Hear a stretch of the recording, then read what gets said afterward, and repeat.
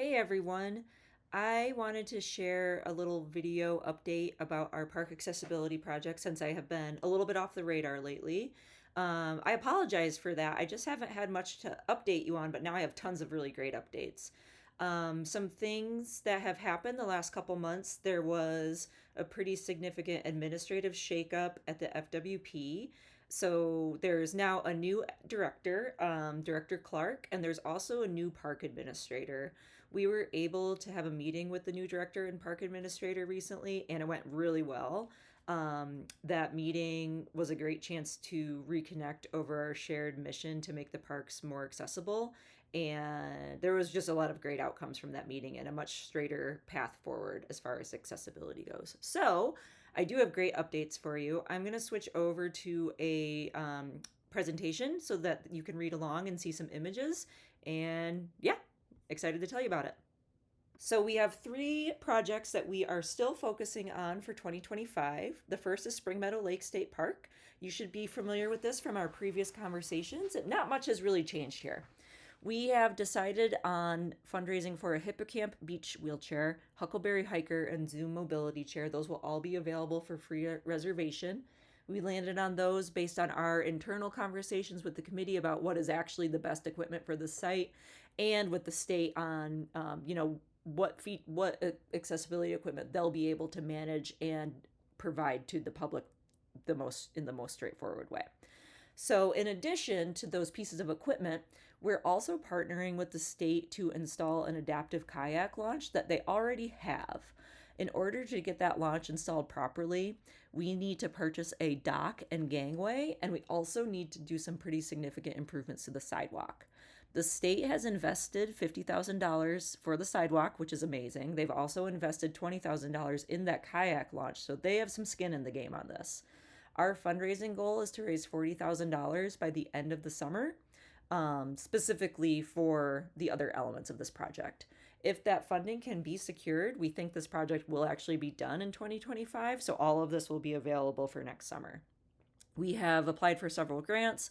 We are going to go ahead and do the business sponsorship concept, and we'll also be focusing on this in our park accessibility fundraiser that I'll talk about in a moment.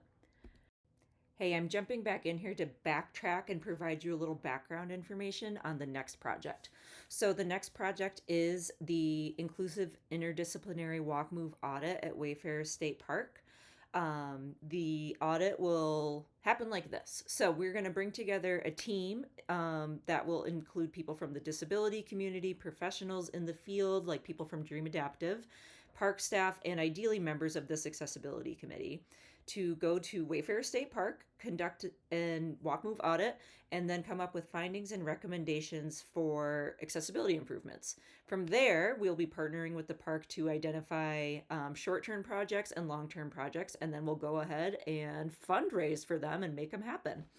At the same time, we discovered that the state is doing is similar initiative, kind of looking at the other side of the problem being that the parks are not quite as accessible as we want them to be. So what the state has planned for this summer is they actually have two interns, and these interns, their job is to go to every state park in Montana and to develop an accessibility inventory. It sounds like a very cool internship. So they're going to be determining what accessibility features exist and compiling a nice organized list of all the accessibilities at each park. At the same time, we're piloting this initiative with the IIWMA to figure out what actual accessibility projects should happen at these sites. So we're kind of coming at this problem from two angles, and I think it's really going to lead to a great solution. So now let me tell you about the Wayfarers project. Is the IIWMA at Wayfarer State Park on Flathead Lake, which I mentioned before. So that's the pilot location for the IIWMA. It'll include the FWP interns and our regional partners. We are hoping to conduct this IIWMA in August or September. We're actually looking at the week of August 8th because that's the last week the interns will be around, and we want to involve them because it just seems ideal and fun. We have a grant secured to conduct the IIWMA, and we're also waiting to find out how much we are going to receive from a Whitefish Community Foundation grant. We have been awarded the grant, but it's like a surprise how much we'll actually get. They host a public event on April 29th where all the winning grant applicants will go, and we'll find out how much we are receiving. And it sounds like a really fun event. You are all invited. If anyone is interested and can make it to Whitefish on April 29th, I'll send you the information. I would love to have you there. It sounds really fun. So put it on your calendar if you can. Okay. The last project we're focusing on in 2025 is the Yellow Bay Accessible Campground. So this might sound like a new project to you, but it's actually been in the works for quite a while within the state planning. It's a long-term project to create an accessible campground, trails, and water access at Yellow Bay. We have an anonymous donor who we are partnering with as someone who's going to fund a big portion of this project. We're working with the park staff to figure out exactly what the donor funds will support, but it's going to go towards something regarding the campground, trails, or water access. The timeline is that this project is actually in development currently. They're working on the campground development, and there's still some details emerging about what our actual role will be here. But it's just an exciting project and a great way to partner with the state. And the donor's super cool too. So we have a lot of fundraising to do. We are hosting a online fundraiser for the Park Accessibility Project. It begins on April 28th and it runs through July 15th. And there's 3 pretty cool pieces of this fundraiser. So the first is that there's a $30,000 match. The match is an incentive to get donors to get excited about making a donation because basically their donation is doubled. The other really cool thing is that we have 3 raffle packages. So we're going to be running a raffle alongside with the regular fundraiser. The raffle packages are fly fishing, camping, and trail running, and they all are pretty high end.